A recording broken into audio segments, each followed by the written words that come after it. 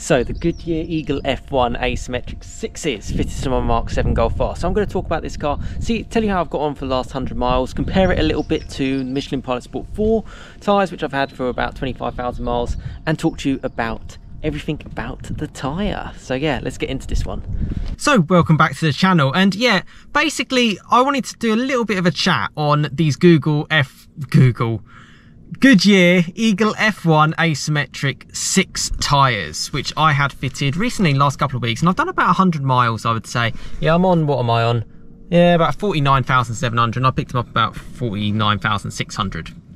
And yeah, it's kind of a little bit of a tyre chat, but for me, I'm very much a person in sort of like the real world. You know, this is what it's going to be like to live with. And yeah, I'm not going to sugarcoat anything for you, to be honest with you. But yeah, to summarise, if you didn't check out my last video, I had the same tyres on my car for the last 5 years, did about 25,000 miles, and I swapped them up for these. Now, I went for these cars off the back of, yeah, just seeing a few reviews of tyre reviews, and just getting a little bit of an idea of it. And yeah, I'm actually, to be fair, and you see I'm smiling because I've just gone for a nice drive, and I'll put footage overlaid as I'm sort of speaking. I'm really happy with the tyres, really happy with the 100 miles. Obviously, you've kind of got to bed tyres in a little bit as well. You know, probably 400 or 500 miles before they, you know, get that initial kind of scrubbing off. For me, I went from the Pilot Sport 4s to these because I actually wanted a little bit more subjective feel. I have a Mark 7 Golf R, and you know, sometimes I like to have a bit of fun. To my surprise, now I'm not saying it's not fun, and it is, it's good, and you know, it's great. I would probably say I've lost a tiny little bit of feel to the steering wheel, to the steering, and that's something I wasn't expecting, but it's still fun to drive, and I've had great loads of fun and plenty of grip, and you know, the car's great, you know, brilliant. What I have gained, and this is a lot of my kind of analysis is going to be subjective based on how I hear and feel things, and that's kind of what you get on the channel, really. Yeah, and actually do get in the comments as well. If there's anything that I can help you out with, just comment and I'll help you out, pretty much. Or I'll help you out in future videos, you know, who knows, that's part of it. So it's a community channel, get involved, you know, check out the content and stuff that I do, see if you like it, and yeah, crack on. Comfort, it's got better, like noticeably better. Now, I don't know if that's because I did a 4-wheel alignment, which obviously helps out the tracking a lot more to potentially improve comfort. I'm not too sure if it's just because it's in such an early phase of the tyre that it's possibly got a lot more padding to it. I like the fact that, I mean, it's a bit windy outside, but I kind of want to show you. It's got like reinforced, yeah, actually I will show you. Let's just give it a go. You can see the sidewall. It's quite thick actually, and it offers quite a lot of protection to avoid curbing. And what that actually does is it helps prevent curbing. And actually in the PS4, the Pilot Sport 4s that I had before the Michelins, they didn't really offer anything. It was just basically like the alloy wheel. So for alloy wheel protection, it's actually really good. You get that reinforced sidewall. So thumbs up there for Goodyear on that side. In the real world, you know, I'm literally not going to sugarcoat it.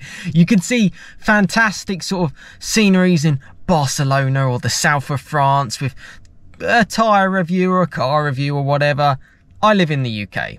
You know, I'm driving around Stevenage. You know, let's just be honest with you. It's not exactly the most exciting roads. It's wet, it's windy, it's cold, it's February 2024. You know, you've got roadworks everywhere, you're stuck at traffic lights. That is the reality most of the time. Of course, some of the time you find some nice roads, and you know, being a bit of a driving enthusiast, I do, but to be honest with you, it's few and far between. Most of the time it's normal stuff. And the one thing with these tyres, the way it is compliant against the bumps, really high positive praise on that. It really does absorb it and cushion it a lot more. And I'm someone who knows this car very well, having lived for it for 7.5 years and, you know, 50,000 miles. Also driven plenty of other cars on the channel, along with Golf Rs as well. So I have a real good subjective kind of intelligence about it and about my car when little things change, because that's how I know things. And it's definitely better. They're quieter as well to my ears. I drive around quite a lot of time without the radio on, to be fair, and it's like, quieter in here, not as much road noise. I'm on the 18-inch wheel, so you have 225 section tyres. If you have the 19s on the Golf R anyway, you get 235 sections, so that can obviously increase noise because more more tyre, more noise. I feel so much grip and so much confidence in the tyre. It's so much fun. And you know, the moment I was sort of driving around, I was like, flipping heck, I should have done this a while ago. I shouldn't have waited the 5 years. But the tread was there, so it was kind of like, and we had all that stuff in between, which sort of prevented sort of driving the car. So yeah, obviously if you got to this sort of phase of me kind of giving you like my initial kind of impressions on the tyres, I can 100% recommend people going for them. But it is very subjective to the person, and it will change your car. I changed all fours. I like to keep all tyres exactly the same and similar tread depth and, you know, the same brand and all that kind of stuff, because particularly with this car being 4Motion, I feel it's quite important. So I can certainly give a thumbs up on that side. Anything that I don't like? Yeah, a little bit, I don't know, maybe I don't get as much feel, because I have like race mode and eco mode, and race mode weights up the steering and eco sort of loosens the steering, so it's not as, you know, as easy to drive. And I've just noticed on both counts, they seem slightly less heavy. Yeah. And I know these tyres as well, they're built for the generation to work for anything. So they'll work for, like, for example, EVs and that.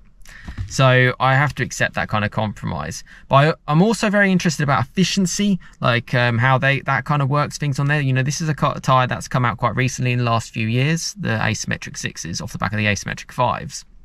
And I'm interested to see how that kind of goes. Obviously, very early days, and obviously a lot of, you know, huge amounts of tread.